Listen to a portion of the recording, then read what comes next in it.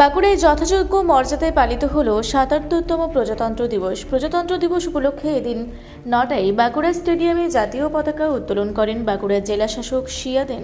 উপস্থিত ছিলেন বাঁকুড়ার পুলিশ সুপার। কুচকাওয়াজের মাধ্যমে এদিন জেলাশাসক ও পুলিশ সুপারকে অভিবাদন জানায় বাঁকুড়া জেলা পুলিশ, দমকল বাহিনী, বিভিন্ন স্কুল কলেজের এনসিসি ক্যাডেট সহ অন্যান্য পড়ুয়ারা।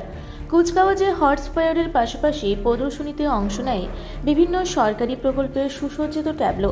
কুচকাওয়াজের পর বিভিন্ন স্কুল, কলেজ ও সাংস্কৃতিক সংগঠনের পক্ষ থেকে সাংস্কৃতিক অনুষ্ঠানের মধ্য দিয়ে উদযাপিত হয় এই বিশেষ দিনটি। পরিচয় সে মানুষ। ৭৭তম প্রজাতন্ত্র দিবসের এই গৌরবময় মুহূর্তে আসুন আমরা সমবেতভাবে অঙ্গীকার করি উন্নতি এবং সামাজিক কল্যাণের পথে আমাদের বাঁকুড়াকে এক অনন্য উচ্চতায় পৌঁছে দেওয়ার।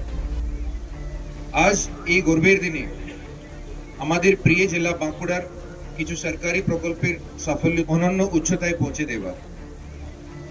আজ এই গর্বের দিনে আমাদের প্রিয় জেলা বাঁকুড়ার কিছু সরকারি প্রকল্পের সাফল্য তুলে ধরছে।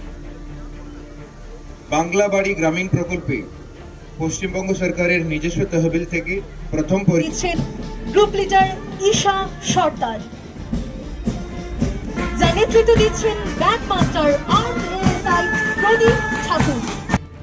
বাঁকুড়া থেকে মানিক কর্মকারীর রিপোর্ট, রূপসী বাংলা মিডিয়া।